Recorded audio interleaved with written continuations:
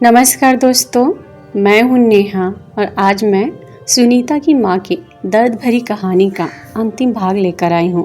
और अगर आपने इस कहानी का अभी तक पहला भाग नहीं सुना है तो मैंने इस कहानी का लिंक इस वीडियो के डिस्क्रिप्शन बॉक्स में दे दिया है और आई बटन पर भी पिन कर दिया है, तो वहां से इसको सुनने से पहले इसके पहले भाग को अवश्य सुने। तो चलिए मैं आपको इस कहानी का अंतिम भाग यानी कि दूसरा भाग सुनाती हूँ। वो भी आदेश देकर और चावल वाली बात को सबसे छुपा कर रखी थी। मुझे कहती कि कॉलेज वाला बैग लेकर आओ, इसमें चावल छुपा कर ले आना। कोई पूछे तो कहना कि दुकान से कॉपी या किताब लेने गई थी। मैं वापस आई तो देखा कि माँ रो रही थी। माँ से पूछा कि वह क्यों रो रही थी तो उसने कहा कि तुम्हारी दादी ने मुझे तुम्हारे पिताजी के कमरे को छोड़कर तुम्हारे कमरे में जाने के लिए कहा है। वहाँ वो पूजा को दुल्हन बनाकर ले आएंगी। मैंने पूछा कि अब आप क्या करेंगे, तो वो बोली कि मैं तुम्हारे पिता की राय पूछूंगी। अगर वे कहते हैं कि तुम माँ की बात मान लो तो मैं यह घर हमेशा हमेशा के लिए छोड़कर चली जाऊंगी। मैं अपनी माँ की बातें सुनकर बहुत डर गई थी, क्योंकि मेरी माँ अपनी बात की पक्की थी। उन्होंने जब भी कोई निर्णय लिया था तो वह उस पर कायम रही थी। मैं पूरे दिन प्रार्थना करती रही थी कि काश पिताजी माँ का साथ दे दे। इस बात की संभावना बहुत कम थी, मगर प्रार्थना करने में क्या ही हर्ज था। खैर, पिताजी शाम को लौटे थे तो वरांदे में बैठकर पूजा आंटी से पूरे 2 घंटे बातें करते रहे थे। पिताजी के चेहरे पर गुलाब खिल रहे थे। मेरे दिल में एक ख्याल आया था कि काश पिताजी इसी तरह माँ से भी प्यारी बातें किया करते। फिर पिताजी उठकर अपने कमरे में चले गए। मेरा दिल पूरी तरह धड़क रहा था कि पता नहीं आज पिताजी माँ की किस्मत का क्या फैसला करेंगे। थोड़ी ही देर हो चुकी थी कि माँ मेरे पास आई। उनकी आंखें आंसुओं से भरी हुई थी और वो मेरे गले लगकर फुट फुट कर रोने लगी। मैं सब समझ गई थी। मैं बोली, माँ, मैं तुम्हारे साथ चलूंगी, मुझे इस घर में नहीं रहना। मैंने अपना फैसला सुना दिया था। फिर मेरी माँ मुझसे अलग होकर बोली कि अरे पगली, आज तो तेरे पिताजी ने मेरा मान रख लिया है। उन्होंने मुझे मेरी नज़रों में विश्वास जताया है। जब मैंने उन्हें तुम्हारी दादी की बात बताई तो वो बोले कि माँ का दिमाग खराब हो गया है, तुम बिल्कुल भी चिंता मत करो। मैं खुशी से उछल पड़ी थी। मेरे दिल को मानो सुकून मिल गया था। लेकिन यह खुशी भी ज़्यादा दिन तक नहीं टिक सकी थी। इस घटना के कुछ ही दिनों बाद पिताजी पूजा आंटी को खरीदारी करने के लिए लेकर जाते थे। शहर में घूमने के लिए निकलते थे। दूसरी ओर माँ टेंशन के मारे सूख सूख कर कांटा होती जा रही थी। माँ की जिंदगी अब या तो सारा दिन पिताजी की जासूसी करने में बीत रही थी या मुझे चावल लाने के लिए भेजने में। अब स्थिति और भी गंभीर हो गई थी।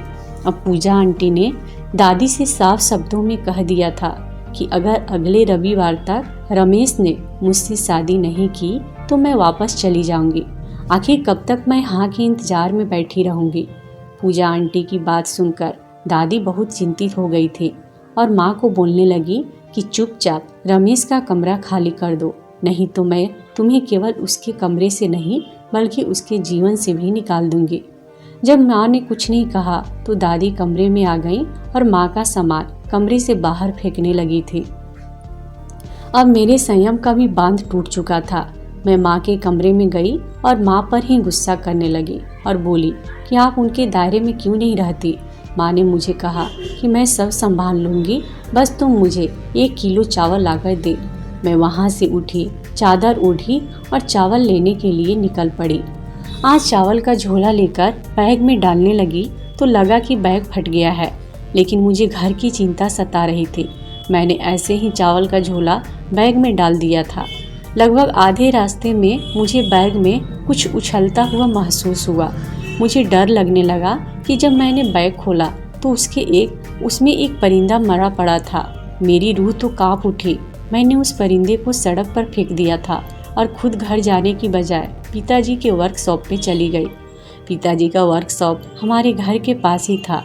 मुझे देखकर वे चिंतित हो गए। मैं उन्हें अपने साथ घर चलने को कहा। वे बिना कुछ कहे मेरे साथ चल दिए। उधर पिताजी ने अपनी घर का दरवाज़ा खोला ही था कि माँ कटी डाली की तरह झूलती हुई गिरने ही वाली थी कि पिताजी ने आगे बढ़कर उन्हें पकड़ लिया। पिताजी ने हम दोनों माँ बेटी का हाथ पकड़कर घर में दाखिल हो गए। दादी भूखी शेरनी बनी हुई थी। वह चिल्लाने लगी कि रमेश, अभी और इसी वक्त मंजू को तलाक दो, इसने तुम्हारी माँ की बेइज्जती की है। दादी की बातें सुनकर पिताजी बोले कि माँ, मुझे लगता है कि शुरुआत आपने ही की होगी।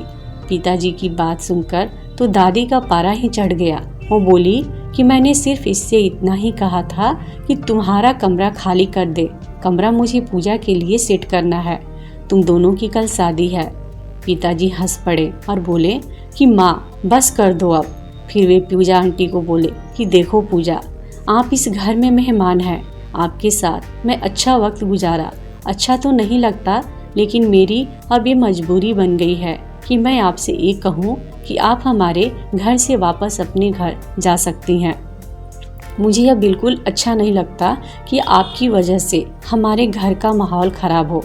दादी चिल्लाने लगी कि रमेश, तुम्हारा दिमाग खराब तो नहीं हो गया है ना? पूजा तुम्हें वारिस देगी और तुम्हें क्या चाहिए? पिताजी ने कहा कि माँ, अगर भगवान को हमें वारिस ही देना होगा तो मंजू से ही दे देगा।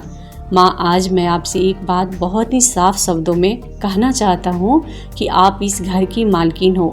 इस घर में जो कुछ भी है सब कुछ आप ही का है। आप यहाँ की रानी बनकर रहें। मैं, मेरी पत्नी और बेटी आपकी सेवा करेंगे। लेकिन आज के बाद यदि आपने हम लोगों से झगड़ा करने की कोशिश की तो हम तीनों इस घर को हमेशा हमेशा के लिए छोड़कर चले जाएंगे। उस दिन ही पूजा आंटी अपने घर चली गई। दादी ने विरोध में खुद को कमरे में बंद कर लिया था, जबकि मैं पिताजी से शिकायत किए बिना नहीं रह पाई। मैंने कहा कि पिताजी, आपने मुझे और मेरी माँ को बहुत तकलीफ़ दी है। काश आपने हमें शुरू से ही प्यार और सम्मान दिया होता। तो पिताजी ने कहा कि बेटा, तुम्हारी माँ मेरे लिए बहुत अहम है, लेकिन मैं अपनी माँ के आगे मजबूर था। मेरी माँ बहुत सख्त स्वभाव की मालिक है। मैंने हमेशा तुम दोनों को उनके गुस्से से बचाने की कोशिश की है। माँ को जब जब गुस्सा आता था तो मैं तुम दोनों पर गुस्सा करता था, ताकि माँ मेरे गुस्से को देखकर अपना गुस्सा भूल जाए और अपना गुस्सा तुम दोनों पर ना निकाले। पिताजी की बातें सुनकर मेरी आंखें नम हो गई और मैंने कहा कि पिताजी, आपके गुस्से के कारण आज मैं डिप्रेशन का शिकार हो चुकी हूँ। आप हमें दादी के गुस्से तब इस तरह भी बचा सकते थे जिस तरह आज बचाया है। इस तरह कम से कम मैं और मेरी माँ शांति भरा जीवन तो गुजार लेती। पिताजी शर्मिंदा हो गए थे। उन्होंने स्वीकार किया था कि उन्होंने हमारी रक्षा के लिए गलत रास्ता चुना है। उन्हें बहुत पहले ही अपनी माँ को रोक लेना चाहिए था। मैं पिताजी के गले लग गई, लेकिन मेरी माँ ने रोना भी उचित नहीं समझा। वो बार बार भगवान का शुक्रिया अदा कर रही थी कि भगवान ने उनके पति के दिल में उनके लिए प्यार डाला था। घर की स्थिति में अब काफ़ी सुधार आ गया था। पिताजी भी अब हमें घुमाने के लिए लेके जाते थे। एक दिन घर में कोई नहीं था तो मैंने माँ से पूछा कि माँ, आप हर दिन मुझसे चावल क्यों मंगवाती थी? उस दिन चावलों में से एक परिंदा मरा पड़ा हुआ था, जिसे देखकर मैं बहुत डर गई। इतना तो मैं जानती हूँ कि दुकानदार से तो इतनी बड़ी गलती तो नहीं हो सकती कि वो चावल के बदले चिड़िया दे दे। इसमें ज़रूर कोई राज छिपा है। आप मुझे बताएं कि वो परिंदा वहाँ क्या कर रहा था। माँ बहुत डर गई थी, लेकिन उनके पास अब सच बोलने के अलावा कोई चारा भी नहीं था। वो बोली कि जिस दुकानदार से तुम चावल लेकर आती थी ना, उसके पड़ोस में एक बाबा जी रहते हैं। वे ताबीज़ गंडी का काम करते हैं। मैंने उस दुकानदार से कहा था कि वो मेरे लिए भी एक ताबीज़ ले लिया करे। उसने बताया कि बाबा 40 दिन तक 1-1 किलो चावल पर मंत्र का प्रयोग करके देंगे, जो छत पर जाकर परिंदों को डालने हैं, और आखिरी दिन वो मंत्र का प्रयोग किया हुआ मुर्दा परिंदा देंगे, जो सांस को खिलाना होगा। इससे मेरी सास की जुबान बंद हो जाएगी, हमेशा हमेशा के लिए। लेकिन बेटा, तुमने वो परिंदा तो रास्ते में ही फेंक दिया था, नहीं तो मेरे 40 दिन पूरे हो जाते और मेरे हालात और बेहतर हो जाते। इसलिए मैं तुम्हें दुकान पे चावल लेने के लिए भेज देती थी। देखो ना, उस बाबा जी की कृपा से सब कुछ कैसे ठीक हो गया। तुम्हारे पिताजी का भी हृदय परिवर्तन हुआ और उन्होंने मेरा साथ दिया। अपनी माँ की मासूम सी बातें सुनकर मैं मुस्कुरा रही थी, लेकिन मेरा सारा शरीर जादू की तरह बात सुन के कोस उठा था। मैं चादर ओढ़कर उस दुकानदार के पास चली गई थी। मैंने उसे खूब सारी खरी खोटी सुना दी और उससे कहा कि तुम्हें डूब मरना चाहिए। तुम लोगों को तबाही के रास्ते पर डालते हो, काला जादू करवा के देते हो। तो वो बोला कि हम सीधे साधे बंदे हैं जी, प्यार बांटते हैं। मैंने आपकी माँ को कोई काला जादू करके नहीं दिया। हम तो अच्छे कर्मों में हाथ बटाते हैं। मैं तो खुद उनके मुंह से काले जादू का सुनकर परेशान हो गया था। मैंने तो उन्हें सिर्फ इतना कहा था कि तुम्हारा काम हो जाएगा, लेकिन उसके लिए तुम्हें अपने पति या अपनी सास से 40 दिन तक नहीं लड़ना है। अभी आप खुद ही सोच लीजिए, अगर कोई औरत 40 दिन तक अपने घर वालों से नहीं लड़ेगी तो घर वाले उससे क्यों लड़ेंगे? वो भी इंसान बन ही जाएंगे। मुझे नहीं मालूम कि ताबीज़ से कुछ होता है या नहीं, लेकिन मैं दुकानदार की सोच से बहुत प्रभावित हुई थी कि उसने अपने संयम के साथ पूरी स्थिति को कैसे संभाला था। उसने माँ को कितनी गहराई वाली बात बताई थी। मैं इतना जरूर जानती हूँ कि पिताजी का दिल किसी ताबीज़ से बदला था या नहीं, लेकिन मेरे माँ के बेइंतहा प्यार, निस्वार्थता और बलिदानों की वजह से जरूर बदला था।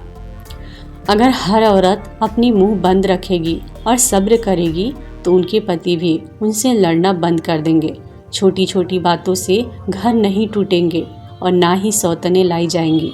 पापा के गुस्सा होकर बोलने का वजह से दादी भी डर गई थी और फिर वह माँ से झगड़ा नहीं करती थी और शांत रहती थी। लेकिन इस तरीके से काफ़ी दिन बीत गए। करीब 2 साल बीतने के बाद माँ का बहुत सारे डॉक्टरों से जांच करवाने के बाद 9 महीने के बाद मेरी माँ को एक बेटा पैदा हुआ, जिसके आने से दादी की खुशियाँ दोगुनी हो गई और हमारे घर में खुशियाँ फिर से लौट आई और दादी मेरी माँ को बहुत प्यार करने लगी। इस तरीके से हमारे परिवार का संकट दूर हो गया। अब हमारा परिवार बहुत ही खुशी से रह रहा है और हम लोग भी काफ़ी खुश हैं। तो दोस्तों, आपको हमारी यह कहानी कैसी लगी हमें कमेंट बॉक्स में ज़रूर बताएं। और अगर आपको ये कहानी अच्छी लगी हो तो इस वीडियो को लाइक करें और अपने दोस्तों के साथ शेयर ज़रूर करें। और इसी तरीके की वीडियोस देखने के लिए हमारे इस चैनल को सब्सक्राइब करके घंटी के बटन को दबाना बिल्कुल भी नहीं भूलें। धन्यवाद दोस्तों।